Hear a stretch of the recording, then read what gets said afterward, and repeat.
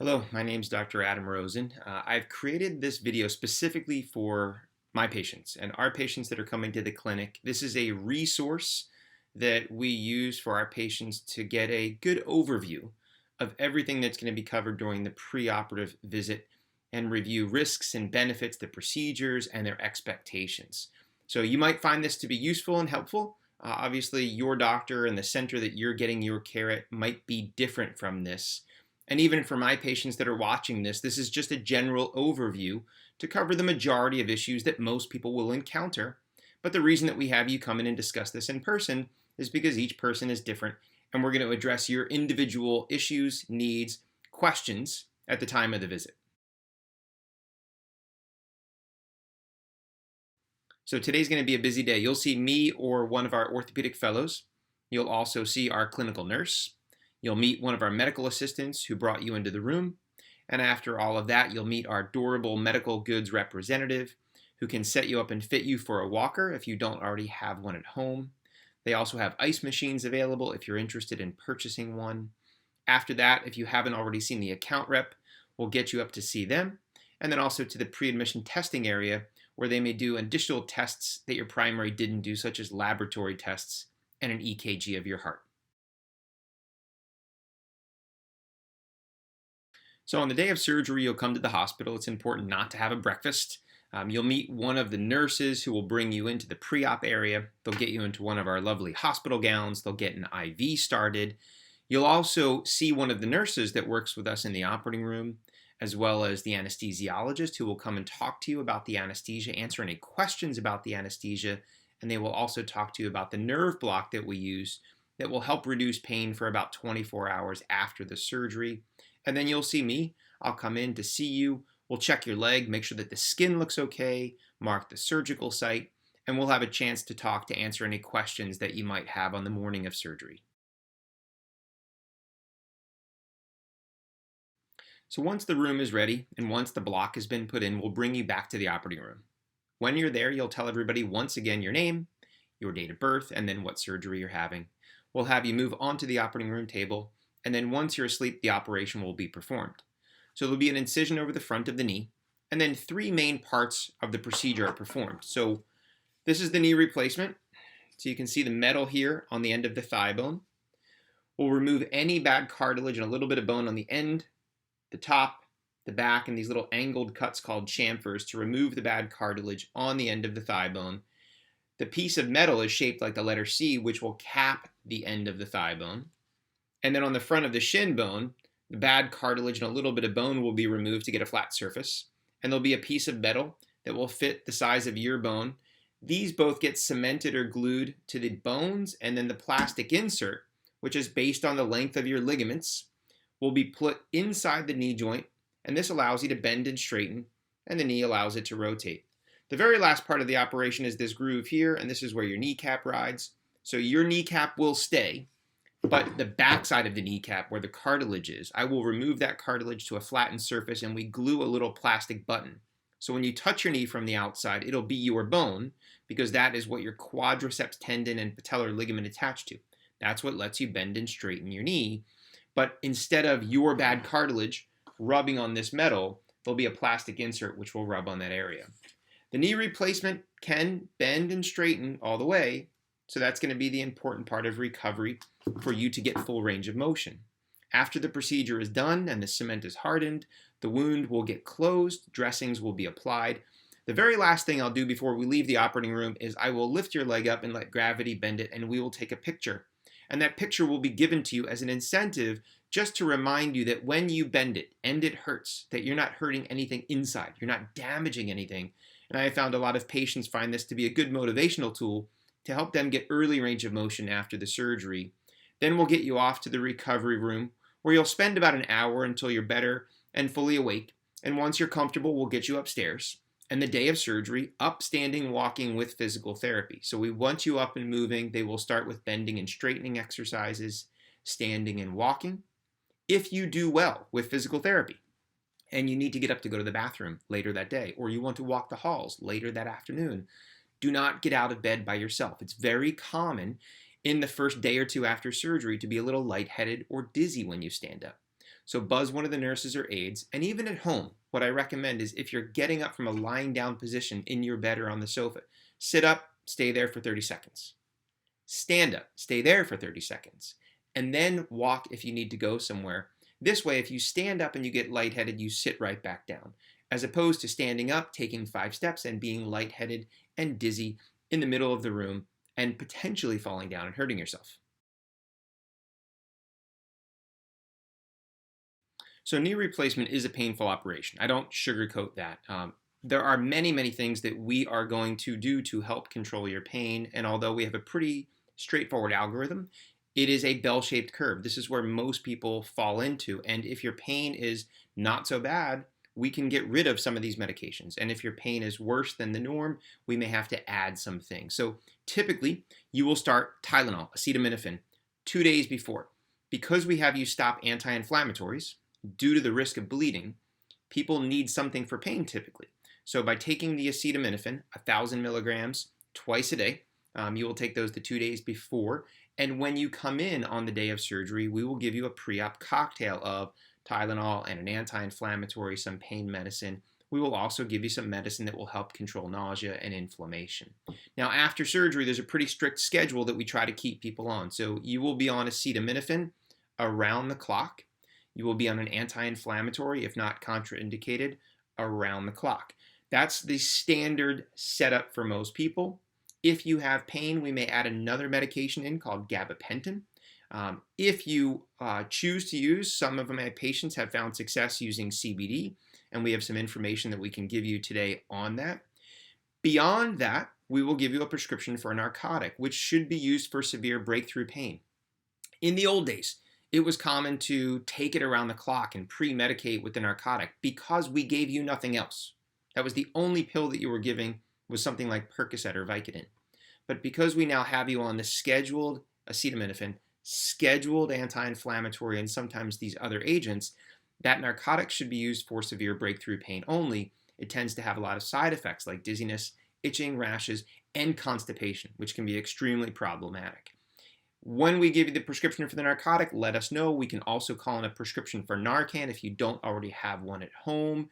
The other things that we use which help pain is physical therapy. Range of motion can help with your pain. Ice and elevation can help with your pain. Regular ice, or you can get an ice machine while you're here in the office today. The other important thing I find for a lot of patients is breathing exercises. If you're giving birth in Lamaze, they teach you breathing exercises, and having control of your breathing can help. There are also a number of apps that you can find online which are good for pain and anxiety and breathing exercises.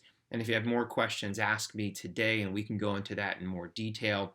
Also, let us know if you have had any serious issues with post-operative nausea and vomiting. Some people are very sensitive to anesthesia and medications, and although we give everybody something, there are some really stronger agents that we use in people that have had those issues in the past. Most of the medications that you'll need for pain, things like acetaminophen, you can get over the counter. The prescription medications like the narcotic, the Narcan if you need it, and the anti-inflammatory, we will send into your pharmacy so you can pick them up prior to your surgery, so you will have them waiting for you at home as opposed to having to leave the hospital and stop by the pharmacy when you leave. So for knee replacement, physical therapy is extremely important to obtain a good outcome. I always tell people, if you had a back fusion, the goal is to go home and lay on the sofa and watch Netflix and your back will fuse. It will be stiff. A knee replacement is the complete opposite.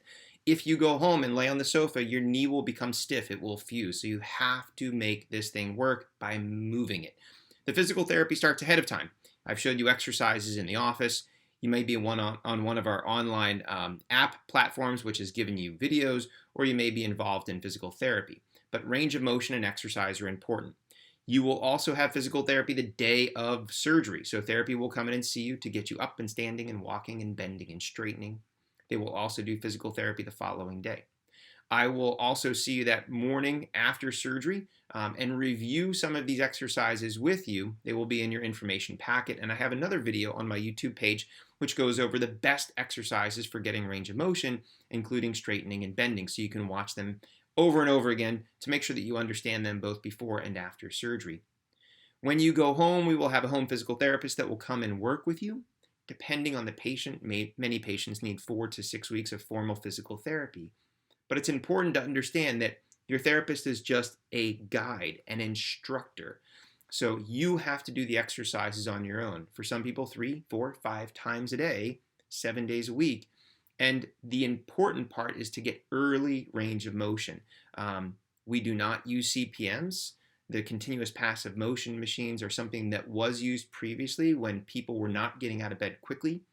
Nowadays, the role of active range of motion, you using your muscles, has been shown to be better and more beneficial with earlier range of motion exercises. Now, when you leave the hospital, we expect your knee to be able to bend at 90 degrees. In 2 weeks, you should be at 100. At 4 weeks, you should be at 110. At 6 weeks, you should be at 120, which is just a guide. If you were much stiffer than that, you may shift all of that to a little bit less. If you had more than that, you may achieve that earlier. But the important part is to try to get your knee as straight as possible and as bent as possible, as quickly as possible before the scar tissue sits in. The first 6 weeks are your best chance to get range of motion. That is where you have the chance to get great range of motion.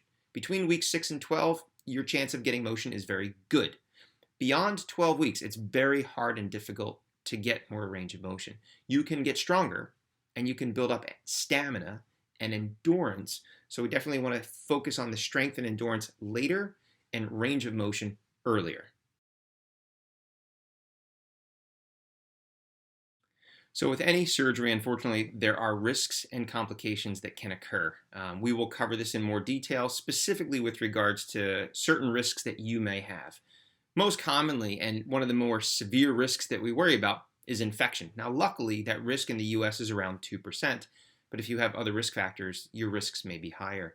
And it's a big deal because most infections will require additional surgery or long-term antibiotics, such as intravenous antibiotics. The other big thing that we worry about is blood clots, and you can have a blood clot develop either in your leg or your lung.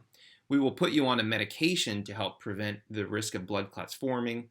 Early ambulation, so getting up and moving and walking, decreases your risk of getting a blood clot. In the hospital, you'll have compression socks that will help decrease the risk of a blood clot forming, and it's important for you to work on controlling swelling at home, which is another risk factor for blood clots. A blood clot in the leg typically can cause pain, redness, swelling. There's no way to feel or look at your leg and diagnose it, so we want you to call and we can set up an ultrasound, which is the only way to diagnose a blood clot in the leg. And then blood clots in the lung can cause chest pain, shortness of breath, racing heart rate. Call 911, go to the ER, call us from the ER, but that is something that is more urgent and needs to be taken care of quickly. Other things that we worry about are risks of bleeding. Any surgery can cause bleeding. Luckily, in today, with current therapies and treatments, the risk of you bleeding a lot and requiring a blood transfusion is less than 1%, which is why we don't have you donate blood like we did many, many years ago.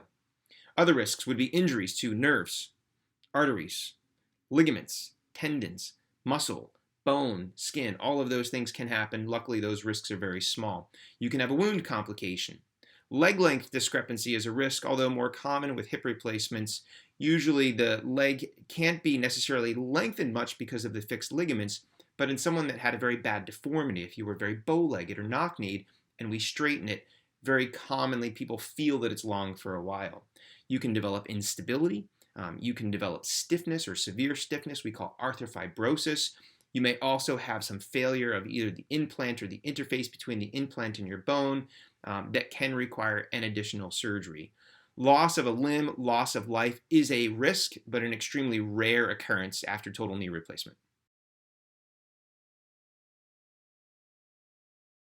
Now, after a knee replacement, there are a number of other common things that many patients will deal with, so it's important that you understand that going in.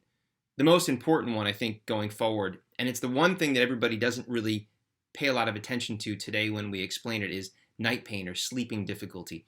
For some reason, most patients have a very difficult time sleeping through the night after knee replacement. It typically has nothing to do with your bed or nighttime. It is usually because you are laying in one position and the knee is not moving. And once it is in that one position for a while, it gets stiff. The stiffness leads to pain, and the pain wakes you up.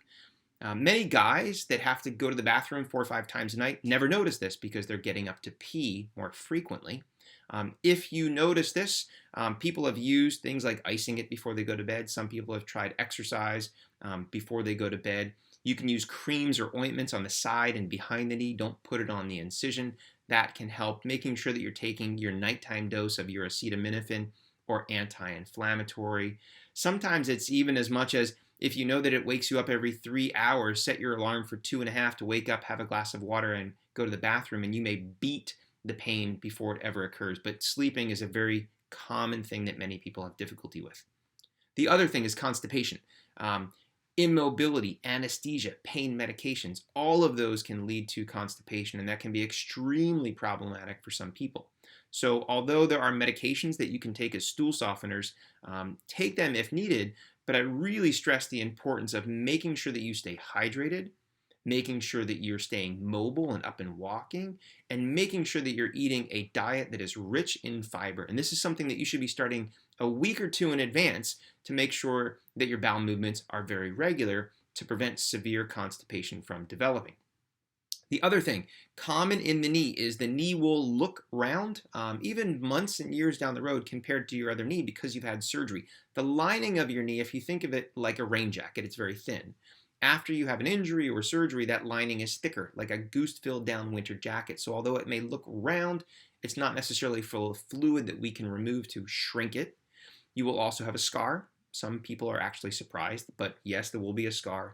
And on the outside of the scar, there will be an area of skin that will be numb. There's little nerves that we can't see with the human eye called the geniculates. They only control skin, but when you feel the leg on the outside, it will feel numb. That area can get smaller and smaller over a year or two's worth of time. Some people always have a permanent spot of numbness.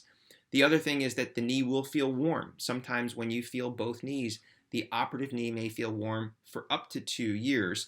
And you also may notice clicking, that when you have an arthritic knee, you have snap, crackle, and pop. When you have an artificial knee, what can happen is as the knee microseparates, you'll hear or feel a little click. In the beginning, most people are super aware of your knee. It's a little swollen, your muscles are weak, and everything in your body is fixated on this knee.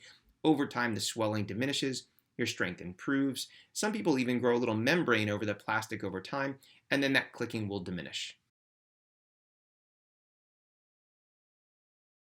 So as far as wound care on the knee itself, there's not a whole lot that you have to do. We've wrapped it with an ACE wrap in the hospital, and the day that you're going home, we'll put a fresh ACE wrap on. We'll give you an extra ACE wrap to go home with. It's important to control swelling because if you get swelling that gets out of control, it's very difficult to get it back under control. So I do recommend to most patients that you should wrap it for the first couple days and think of it like your clothes. When you wake up in the morning and take your shower, after you get out of the shower, you put your clothes on and use your ACE wrap or a knee sleeve if you prefer. When you get ready for bed and you take your clothes off to put your pajamas on, take that off and leave it open to the air. And this way you have good compression throughout the day. If you don't have much swelling, you may only need to do that for a few days.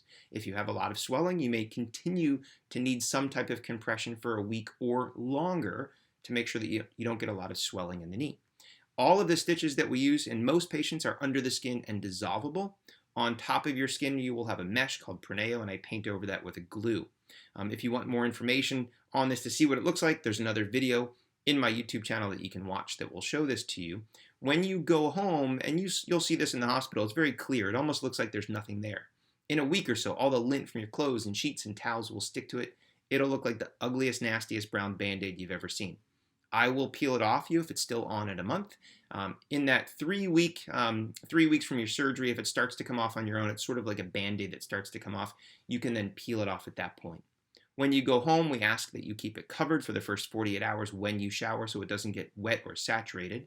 After 48 hours, it's recommended that you just take a normal shower. Use regular soap and water. When you towel off, though, keep a separate hand towel there and make sure you really pat that area dry. Sometimes people are afraid to touch it, and if it stays moist, it may react. Some people will get a reaction to this dressing, and if so, call us and let us know. It just looks like a red-like rash, and sometimes there are treatments that we can use, or occasionally we will have to remove it early to get that reaction to go away. Now, once that comes off, some people around 6 weeks will do what's called spitting a stitch, and what will happen is the stitch material, which almost looks like fine dental floss, as it starts to dissolve, your body sees it as this foreign material and tries to spit it to the surface. It'll look like a pimple. Some people think it's pus coming out. Let us know, and there's typically treatments that we can do using triple antibiotic ointments. Occasionally antibiotics are necessary. Some people get none, some people get one, some people might see 5 or 6, but just keep an eye out around 6 weeks.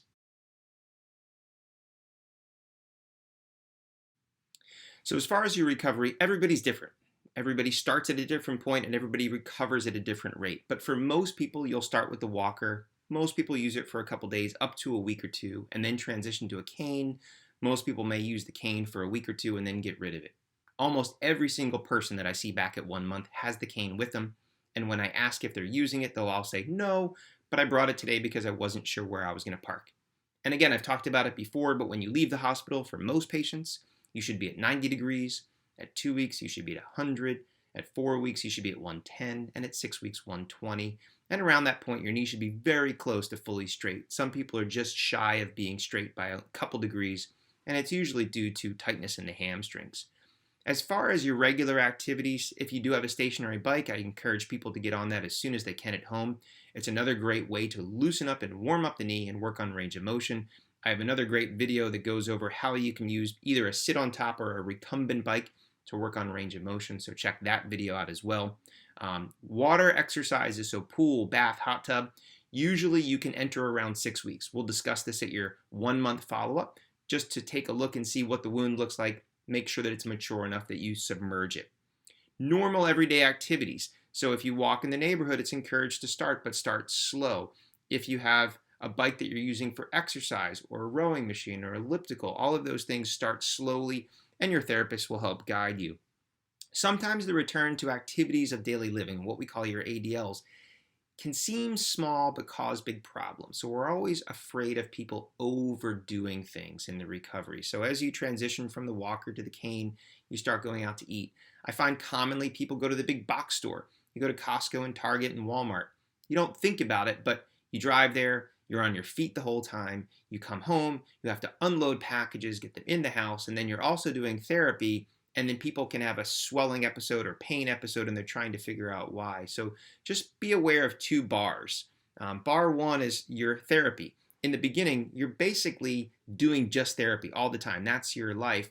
And then as you start adding in things 4, 6, 8 weeks, more activities of daily living and exercise and living, you sometimes want to dial back the therapy a little bit as long as you're doing well. So if you've been out of the house all day, you may not have to come home and do that afternoon physical therapy session or all of the therapy session. You might do just a couple things to prevent overdoing it and causing an overuse injury, which can lead to swelling and pain and actually cause a setback. Okay, well, I've tried to cover the majority of things that most people are going to have questions about and things that you should expect through this recovery phase after your total knee replacement.